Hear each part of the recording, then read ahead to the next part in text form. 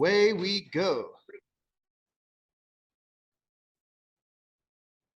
Good morning indeed. Welcome, welcome. Our Sunday school for the Sunday of October 9th, 2022. We are going through right now the age of the patriarchs. We are in Genesis chapter 20. It is the year 1852 BC. We are in the Middle Bronze Age. Quick opening of reminding us of our setting here for all of these events that we're currently going through. China is being ruled by Emperor Jiang of the Xia Dynasty, China's first official dynasty over the land there. Egypt is in its first intermediate period. It's after the Old Kingdom. The pyramids have been in Giza for a couple hundred years now. So we don't have a united kingdom with one pharaoh. We've got two different kingdoms at the same time, two different pharaohs. We have the 10th dynasty in the city of Heracleopolis being ruled by Pharaoh Kheti IV, the pharaoh Abraham dealt with. And down further south in the city of Thebes, we have the 11th dynasty being ruled by Pharaoh Montuhotep II. In the Bible lands of Shinar, Sumer, Mesopotamia, all of that region is being ruled out of the city of by the king, Shulgi. So here in 1852 BC, Abraham is 99 years old and Sarah is 89 years old. And Ishmael is 13. So we left off last week with the destruction of Sodom and Gomorrah. So we are looking, of course, the Bible is our number one source and reference and authority. Adding some flavor to that, we've got Egyptologist David Roll's a new chronology and timeline and description of events that line right up with the scriptures. By the way, he puts what we're looking at about the 1830s BC. I just can't find that to work with my understanding of the Bible timeline. So I have us at 18 in the 1850s. We're talking 4,000 years ago, a couple decades off here or there. Yeah, I know. But just disclaimer, just so you all know. I don't blindly follow anyone. The Bible is the only one source I agree with 100%. And I'm sure I'm wrong on some things either. But that's what we do. We look at these things and just try to draw closer to God. And as the closer we get, we realize, okay, that doesn't work. Check that. Oh, it didn't have that before. Let's add that and get a bigger, closer picture of what God knew, what he was doing all along. I know. So what happened with Sodom and Gomorrah? I find this to be pretty spiffy, amazing. Let's see. So let's go there. Go to slide number 53. Here is Gomorrah.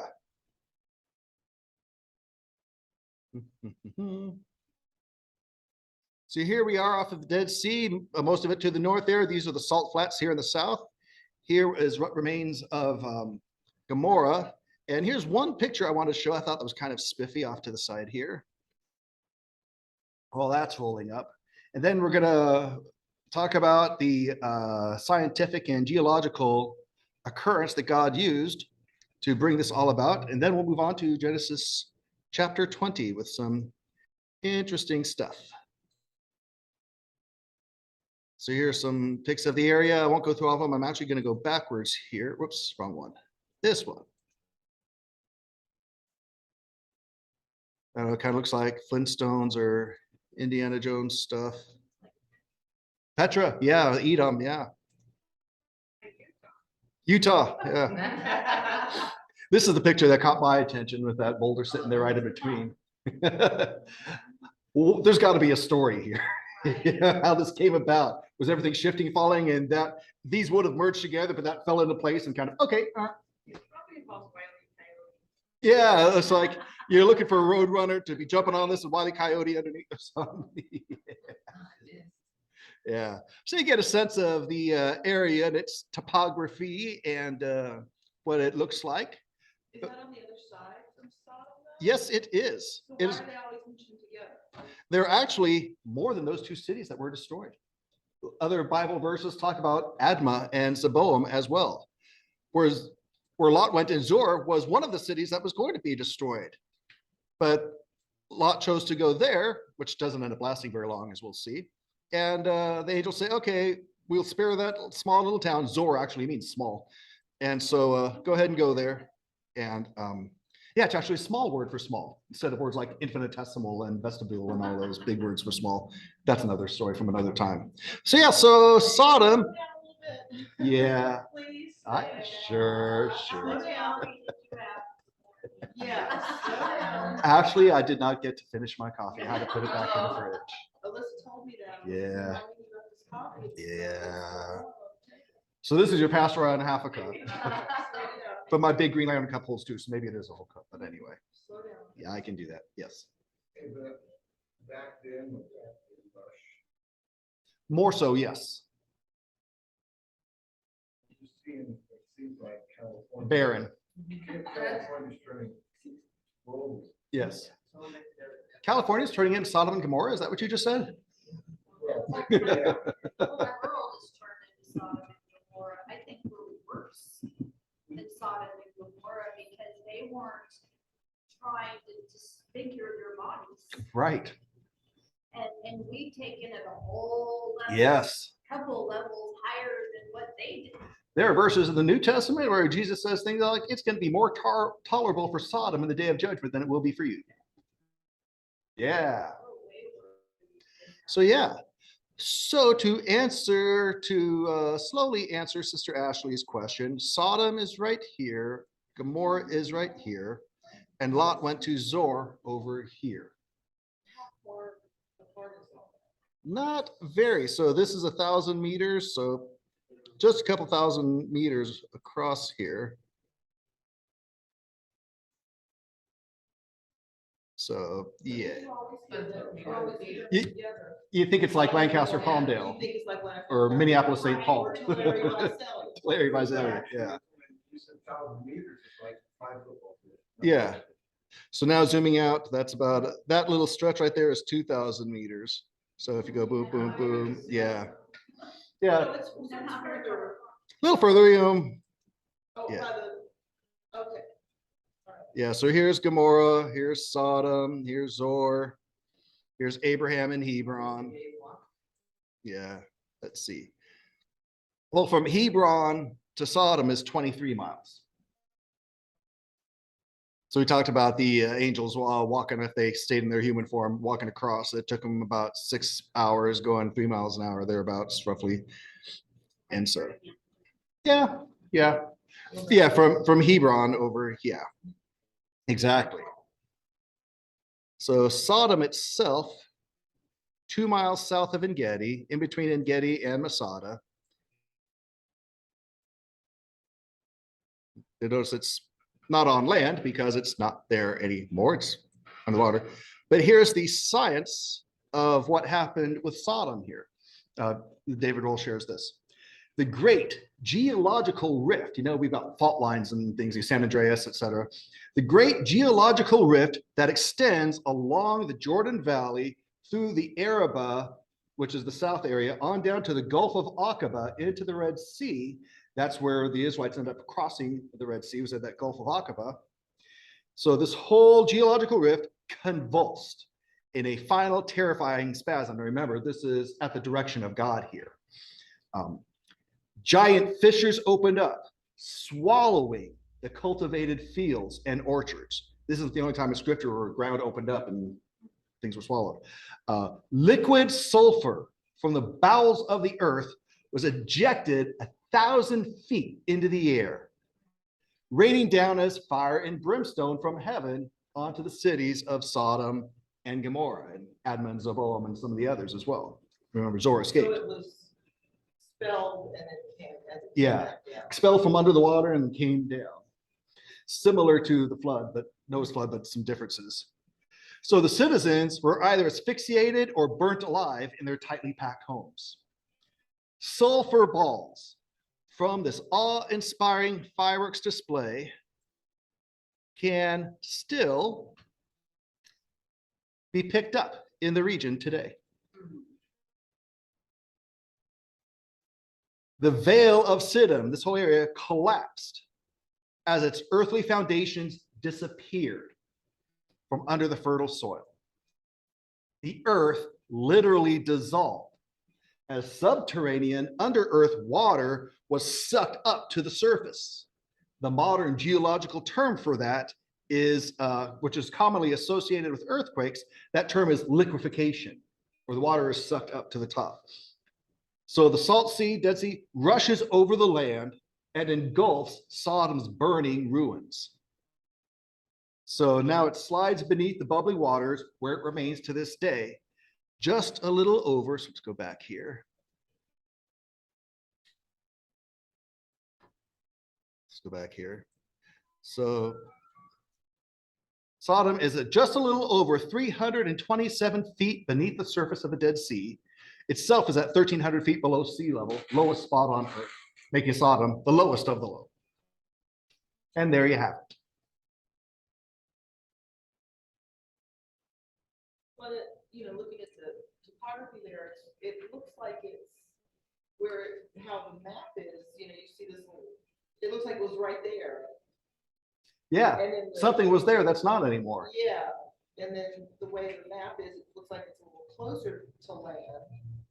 So maybe how it fell in, it makes sense. Yeah. So this is all real stuff. So this is recognized, this is accepted that Sodom was there. By those who are willing to. Other people would disagree and say Sodom never existed, it was just a myth, it was You get all sorts of opinions across the spectrum. Anything fantastic sounding must be mythology. Just like we talked about Lot's wife last week, how, and I want to look up and try to find what the word was because it's escaping me still. When we invent a myth to explain what we observe in nature, there's a word for that. And that's what people say was done with Lot's wife. Well, it's a very salty area. There are different mounds of salt. So that's what they did. They just made up a myth to explain what they're seeing. And actually, it's just the opposite. That whole concept is itself a myth. This all really happened. And when you take the Bible and use that as your lens, you see clearly it all fits. If you have an openness and a willingness to do that and not be predisposed and prejudiced, which means prejudging, preset with some built-in biases before you even start to look. The whole point in the patterns of evidence films is the Bible says this is what happens. Here's an order of events. Here's a pattern of events. Regardless of any preconceived notions, chuck all that. Let's just take this template from the Bible and do we see this anywhere in the record on earth? And lo and behold, we do every time. We just have to strip everything else away, start with the Bible and look. And we shouldn't be surprised. So any other thoughts, comments, questions, observations before moving on from Sodom and Gomorrah to Genesis 20? Mm-hmm. Yes. So, which one are you saying was?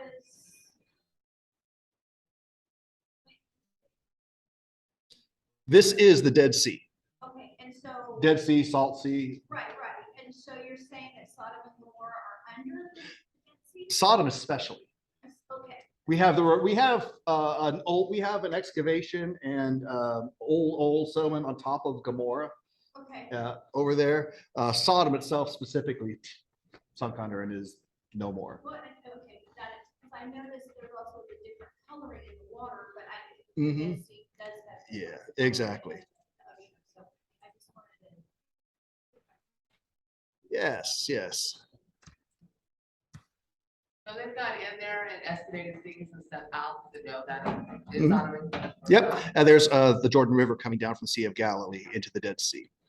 And so, yes, Sister Leslie, they have excavated, and these are the things that we see. And when we don't have a preset timeline from the faulty assumptions based on Egypt, which is where most of the secular academic world is, they've got a timeline of Egypt, and Egypt was the big power. So the rest of the world's timelines are based on Egypt's timelines, but there are some flaws in that. And when you fix those flaws, everything lines up with the Bible. And so when you look and see, because when you dig, you're digging in time. At the top is the most recent, underneath that is older, underneath that is older. The deeper you go, the older you get. So people who have a pre-assumption of when they should see the Bible, like Ramses as the Pharaoh of the Exodus, which he was not, when they look in the layer for the time of Pharaoh Ramses, they see nothing related to the Exodus. Of course not. So they say the Bible isn't true. Well, no, your assumption isn't true. when you have the timeline fixed with the errors that are in it, it lines up perfectly with the Bible, looking in maybe right places, just in the wrong time. And it's funny because they actually see, wow, there are all these Hebrews and all these people and stuff right here following exactly what the Bible says, but it's too early for what we think the Bible should be, so therefore it can't be the Bible, even though there's all that evidence. That just doesn't fit our thing. So we have to be open. And some people are just innocently left going along with what they're being taught. My professors are the authorities. They know what they're doing. Or it's a case of people are finding justification to excuse not accepting the Bible. Because as I try to be fond of saying, if you recognize the Bible for what it is, you have to recognize the ultimate author for who he is, and then be accountable and answerable for what you're going to do with it. Like Jesus, when he was challenged on whose authority he was doing things on, he says, let me ask you all a question. John the Baptist, whose authority was his? Did he come from? Was his authority from man or from heaven? And they're like, oh, crud. If we say from man, the people all get mad because they see him as a prophet. If we admit he's from God, Jesus say, well, why didn't you listen to him? So he's like, I don't know. Jesus said, well, then you don't get to know where I come from. So I don't know if he did that, but yeah, okay. So yeah, very important to understand that lots of people have different motives and different biases when they're looking at these things we're looking at. We, not blindly, but with a reasoned faith, have cause to accept the Bible for what it is and says, and then see the world rightly falling into place with it. And all fits if you're open to see that. So that brings us to the adventures of Genesis chapter 20. So let us pick up in the first verse. Genesis 20, Abraham journeyed from there toward the land of the Negev, the southern area, settled between Kadesh and Shur. Then he sojourned in Gerar. So we'll pause right there. So Abraham was here in Hebron. He came a little south. Here's Kadesh. Shur is another word for seer. So we got Mount Seir here. So he started coming down around this way. He ends up over here in Gerar.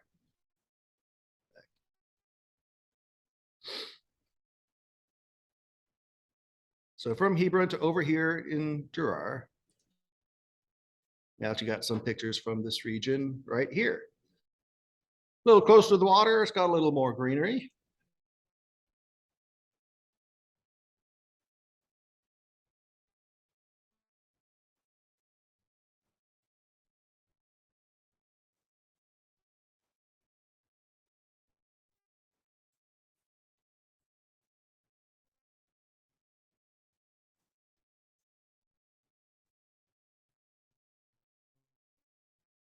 I should say a little closer to less salty water.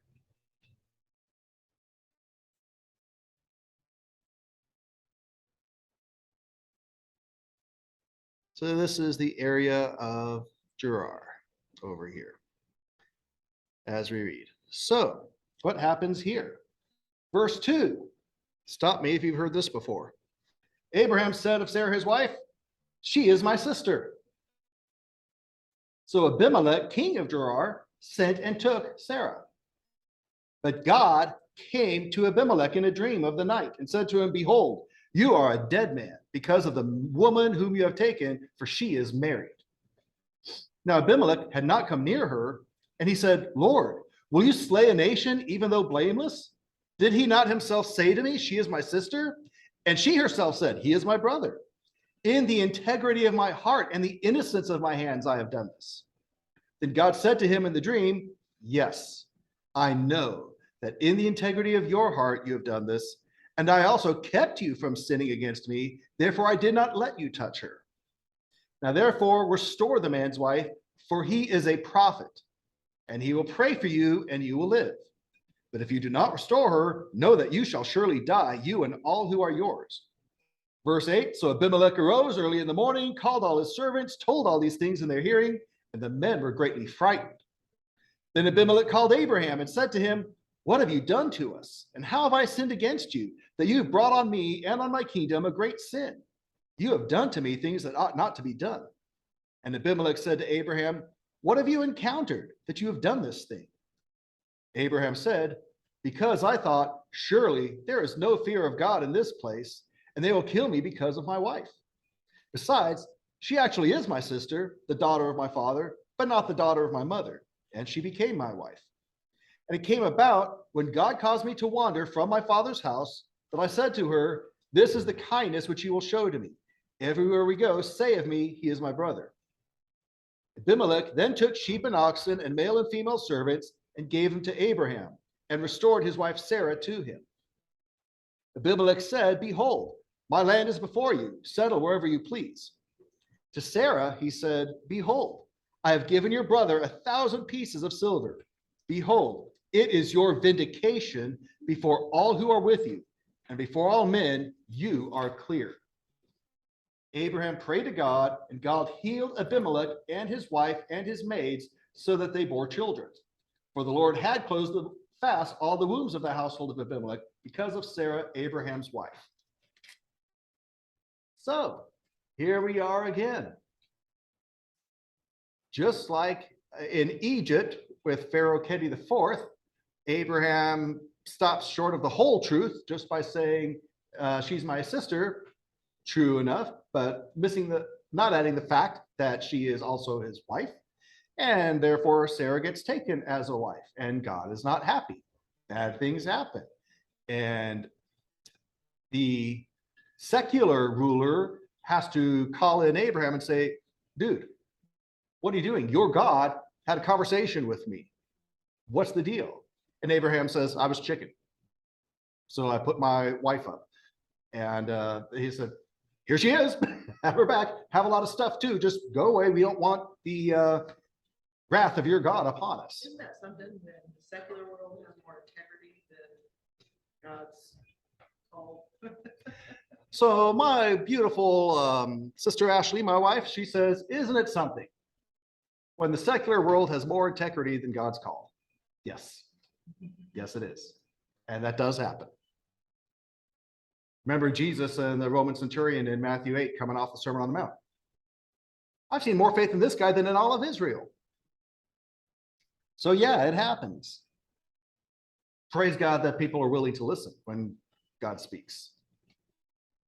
So, in fact, the word integrity is used here. He says, in the integrity of my heart, I've done this. And God says, yes, I know that in the integrity of the heart, you did this. So you were innocently going along with something you thought was okay and legitimate. Verse 7, God says that Abraham is a prophet. First time we see that word and association here. So they have the conversation, and he sends Abraham, go where you want to go, take all this stuff, everything's good. We're going to make sure everything's on the up and up and good between us.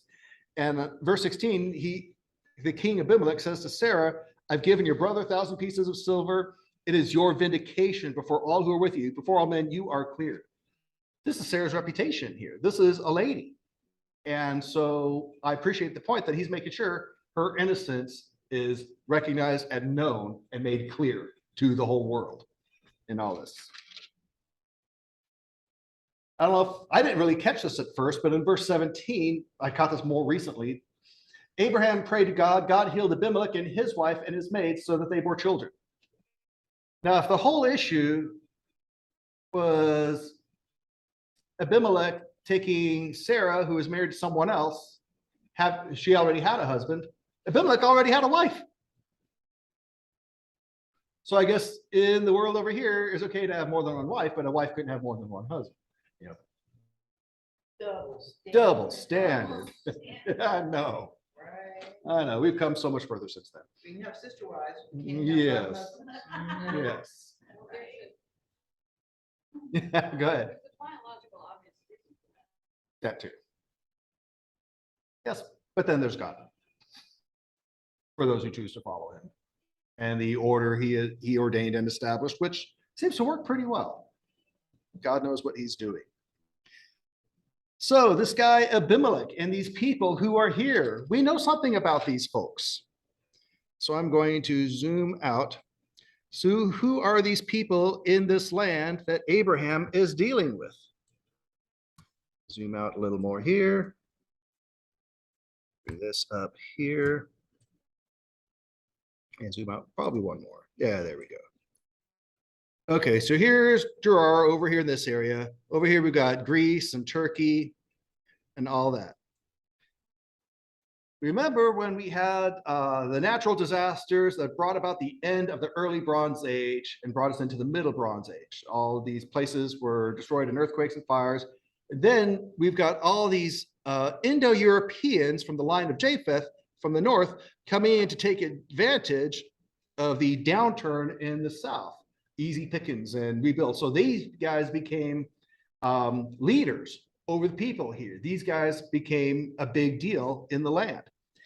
So from David Rule. So we see these Indo-European foreigners in this area, the Levant, for the first time in the Bible during the wanderings of Abraham and later Isaac, when the ruler of Gerar is known as King of the Philistines, even though he bears a name that's Semitic, like a local name. Abimelech means father of the king. So he may be an Amorite king who's ruling over a Philistine population, or he's adopted an Amorite name because he's intermarried and assimilated with the people and the culture. So these early versions of the Philistines that we see here, Pelastoi from Turkey and Greece here, the Pelasgians, these guys form a super layer of the elite folks due to their military superiority over the local Canaanites. These are the new political and cultural powers of the area. They have more advanced technologies and in military innovations. Their big deal, their super weapon, the horse-drawn chariot that no one else had.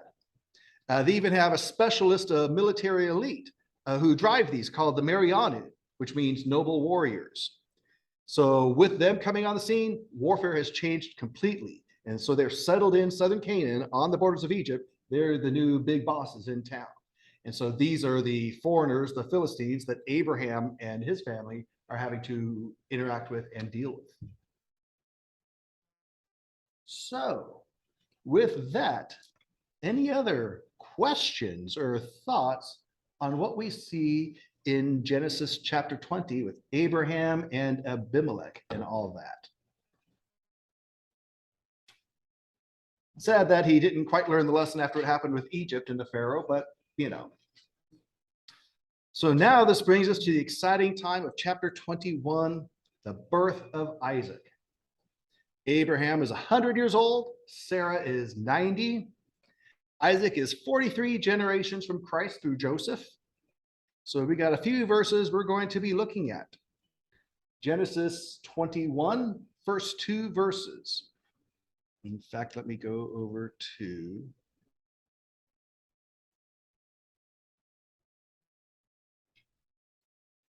we'll come to that second. So Genesis 21, first 2 verses. The Lord took note of Sarah as he had said, and the Lord did for Sarah as he had promised. So Sarah conceived and bore a son to Abraham in his old age, at the appointed time of which God had spoken to him. So it's 1851 BC. So Abraham's 100, Sarah's 90, Ishmael's 14. Same age difference between me and my younger brother Ryan. So Isaac is born. I'm going to go to a couple different verses. You can listen, you can flip with me, but Hebrews 11, verse 12 tells us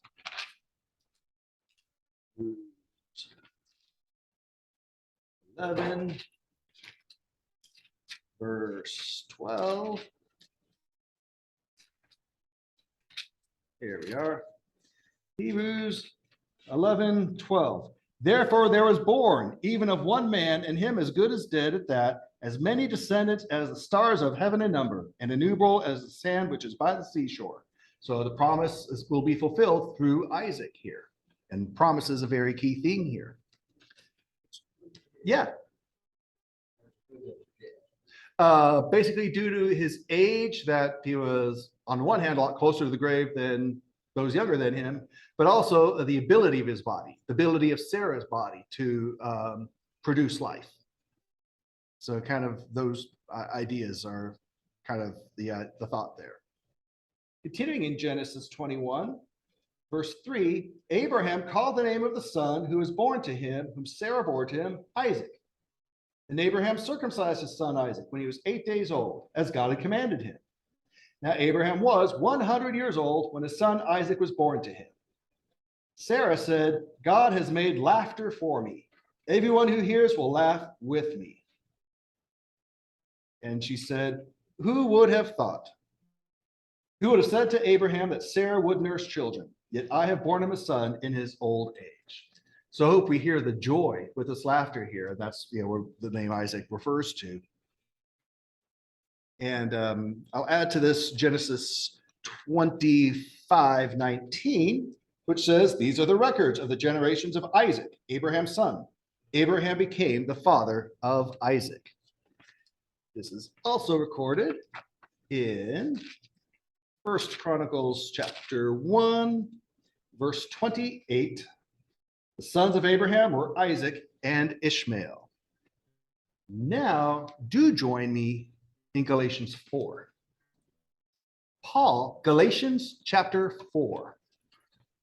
Paul is going to say something pretty interesting about a spiritual point between Ishmael and Isaac, and relating to us Gentile New Testament church members of the modern church age. Galatians 4.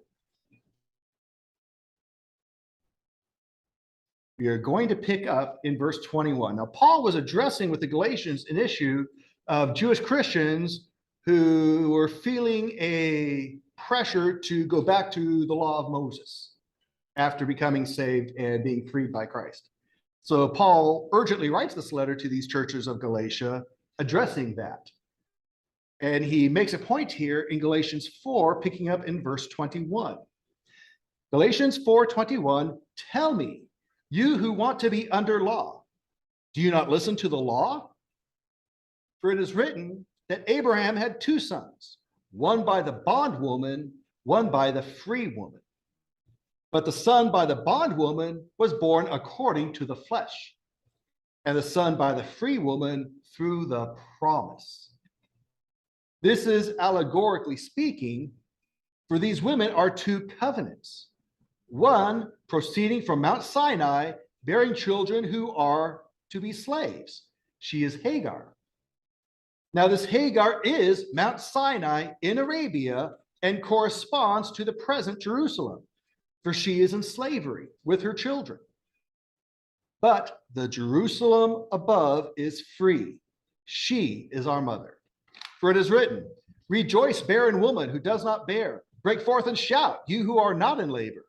For more numerous are the children of the desolate than of the one who has a husband. We're going to pause here and explain what Paul is trying to tell the churches of Galatia. So you guys are going back to the law. Let's remember what the whole law thing was under Moses. So we got Abraham. He's got two kids, one from a slave woman, Hagar, one from a free woman, Sarah. Okay, but verse 23, the son Ishmael by the bondwoman Hagar was born according to the flesh. That came about because of man's thinking. That was something you and Sarah came up with. The son by Isaac by the free woman Sarah was through the promise. God made that happen. Big difference. It says this is allegorically speaking, which technically in allegory you don't explain, but he does explain. So anyway, these women are two covenants. Now this is where it gets a little interesting. One proceeding from Mount Sinai, bearing children who are to be slaves, she is Hagar. Paul is connecting Hagar to the law of Moses, saying she was in bondage as a servant and slave. So too, you who are getting focused and too hung up on the law of Moses, you're becoming enslaved to the law of Moses, where the law of Moses was supposed to be a good thing. Mount Sinai was a good thing, but it's become a point of bondage. So you guys are missing the whole point of bondage versus freedom, especially freedom in promise and freedom in Christ and promise. Now this Hagar, verse 25, is Mount Sinai, where the law of Moses was given in Arabia, which tells us where Mount Sinai was, and corresponds to the present Jerusalem, but she's in slavery with the children. Here's a neat trick. Check this out. The term he uses there, Mount Sinai in Arabia, corresponds to the present Jerusalem. The movie Patterns of Evidence, Journey to Mount Sinai, is trying to discover where the real Mount Sinai was and is. And so they're going to be looking at different things. Well, you have a clue right here. Mount Sinai corresponds to the present Jerusalem. That's actually a term. The word corresponds there. It means lines up. Check this out.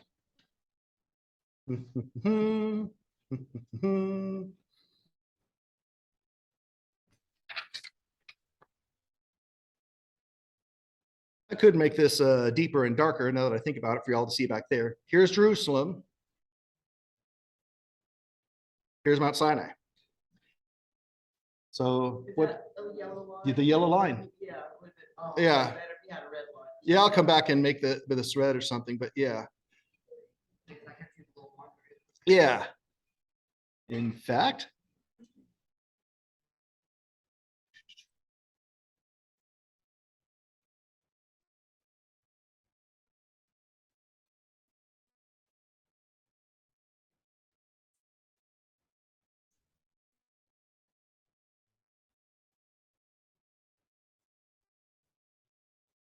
ta-da.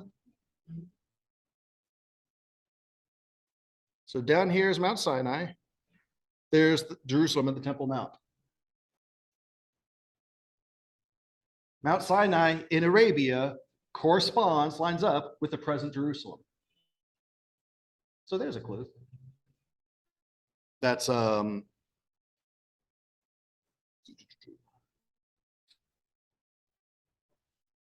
me do this here.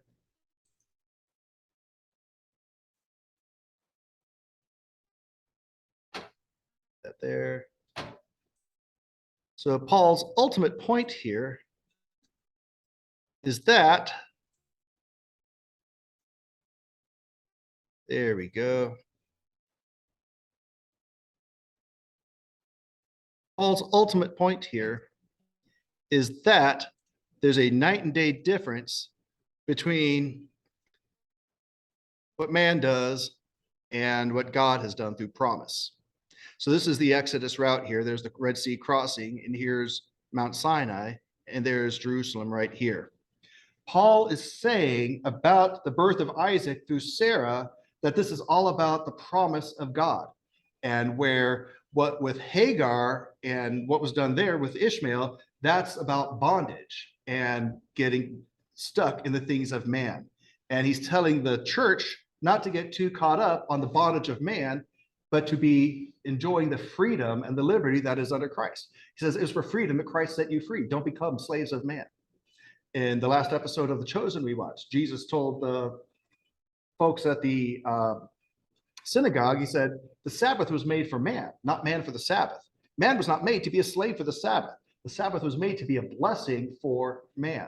So when we understand what God provides, it's not to be legalistic and hold people under the thumb. It's to be a joyful blessing and a promise and a benefit. So the key is to do things God's way, not our own way.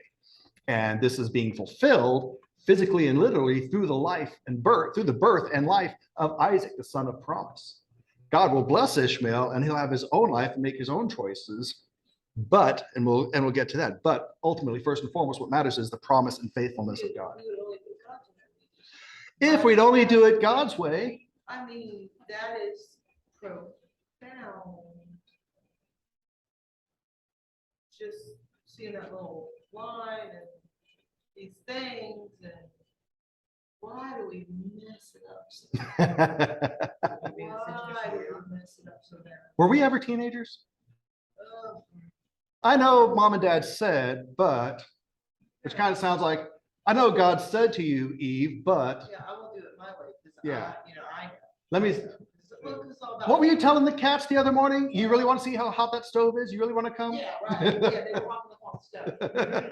You know, but no, why is it that we think that we know best?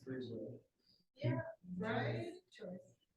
But I mean, Sin infection. Eric and I used to, we'd watch these documentaries about, movie stars or rock and roll stars, and they always had tragedy, right? They had 8 marriages and divorces, they had drug addiction, they had alcoholism, and it's like, this is all through, we just watched the thing on Elvis, and it's like, do people not realize that that lifestyle is, if you're seeking that lifestyle, the chances, of you actually not getting caught up in all of that muck. Sex, drugs, and rock and roll. So just look at others that came before you, right? Look at other, politicians. Can they not see the corruption that came before them. And, it's just lather, rinse, repeat, lather, rinse, repeat. And it started all the way back here with, with people that had a connection to God. I mean, they were only just a few, generations removed from Adam and Eve. And Abraham is 10 generations from Noah, who's 10 generations from Adam. right. So we're talking about people that have such a rich history and a rich, legacy, but yet we're gonna do our own thing and mess it up. Just like today, we're gonna do our own thing and mess it up. We don't need God. We don't need, any of this stuff. Let's keep going further away from God, like Sister Peggy said, with the horrible things that are being done today, and no one seems to be any happier. Right. No one seems to be any happier at all. Chasing after this stuff, Abraham, I'm amazed, Eric, the more we study him, I'm amazed at the things that came out of his mouth. God said, I can use even this guy. I know it. Because I know, even it's though- amazing, right? Because It's even amazing. though he made some bonehead choices, he loved God. Yeah. And he Which is left why everything you to see follow in, God. And some, but it just amazes me, like I say, when you look at all the examples behind us, to me, I do think back to my own life, and, if we do a testimony service Wednesday, we'll talk about some of this, but I do look back to my own life, and it's like, what was I thinking? What was I even thinking? Did my mom not tell me? Did my nanny not tell me? Did all teachers, people in my life, not tell me, Ashley, do this because I was once where you were and I'm trying to save you from yourself, So it just. Yeah. Good. One thing you have all these people you see. Brother Clay. Last night, we watched that movie. What was the name? I'm sorry. What was the name? Oh, yes, with Mark Wahlberg. Okay, yeah. And watch it. Okay, yeah, we had to. Because some of what happened there, and God uses things, tragedies, whatever, to forget. Yeah. Amen. And and that you'll get that. I don't know. Whatever. Yeah. What made me Not cry? what you Like may cry. think it would be. Yeah. It's Isn't that based on a true story? Yes. Yeah. Well, yeah, I mean, and it's wonderful, and thank goodness we serve a Lord that makes beautiful things out of muck, Mhm. But I guess it's easy too for us to look back at this. Always. Something as simple as Paul saying, the red line, that Eric can now pull up on Google Earth, and here we can see this red line. Something as simple as that to just solidify. And I like how you've got the Exodus thing there too. I like, that gives me a nice visual, So yeah, it just kind of crazy. That red line, Yeah. what is the significance? Let me go to the 2D here. Because you said it lines up with. Yeah. Okay, This- you take either end of that red line and move it anywhere, they're still going to line But they won't line up directly north and south. up. Okay, You can line up this way. Yeah, between any 2 points, you can draw a straight line. right. Absolutely. So I was wondering. But this is like direct, this is like on the map, on the compass. This is, Okay. yeah. Plumb line, thank you. Which is a very spiritual, scriptural Very, analogy very. too. Very well. Yes. Thank you, sister. Yeah. And so you drop the plumb line and Jerusalem is directly above Mount Sinai in Arabia, as Paul tells us here in Galatians 4:25. Hagar is Mount Sinai in Arabia. It corresponds to the present Jerusalem. Not only does Jerusalem line up with where Mount Sinai actually is, but sadly, Jerusalem at the time Paul's writing is falling into bondage and slavery, just like what they ended up becoming under the law of Moses, which was not the intention. So the Jews were enslaved by the law like Hagar was a slave, but the bridal kingdom city of the New Jerusalem The Jerusalem above is free. She is our mother. That is the freedom through the promise through Isaac. And we who are children of Abraham by walking in the steps of faith of Abraham, we are grafted in and adopted into this spiritual Israel through the promise. So pretty cool. Yeah. Verse 27. Yeah. For it is written, and he's quoting the Old Testament here, rejoice, barren woman who does not bear, break forth and shout, you who are not in labor, for more numerous are the children of the desolate than the one who has a husband. Basically saying that where in life you might find yourself in a circumstance where other people are being blessed and you're not seeing it, your womb is barren, and you don't have a large family. What he's saying is the Lord is going to honor your faith and your relationship with him, and he's going to bless you. And in this particular case, in that particular way. In this particular example, Sarah, who was barren. Now, we're going to see a trend with the patriarchs, Abraham, Isaac, and Jacob. We're going to see Sarah, Rebecca, Rachel. All three of them were barren. And time and place, God opens the womb, and they then have kids. And so we'll see how that play out. So this promise, to answer your question, verse 27 of Galatians 4, Paul is quoting the Old Testament to speak specifically, in this case, of Sarah, who was barren, being blessed by God, being able to give birth to Isaac, who is the son of promise. And we who don't put ourselves under bondage, like the Jews in Jerusalem are now, going into bondage to the law of Moses, from Mount Sinai, if we will free ourselves from that bondage, we will enjoy the promises of God if we put ourselves under those, put ourselves under that one instead of the other. Does that help with that verse? Yeah. So good discussion, good questions. Any other thoughts, comments, questions on the birth of Isaac and Paul's point about son of the bondwoman versus son of the free woman? We'll certainly see that dynamic play out more as we go. If not, yeah, Sister Minnie. Well, right down to this century, children who are born to a woman who is a slave are born as a slave. Mhm. Even no matter who their father is. Yeah. That's where I guess it's always been. Yeah. So that's life. So if we didn't have enough family drama, next week we'll pick up with the birth of Lot's daughters, sons, and how that comes about after Sodom and Gomorrah. And we'll get to the conflict between Ishmael and Isaac as Isaac gets a little older. So with that, we'll go ahead and stop our share for now and stop recording and prepare for our song service.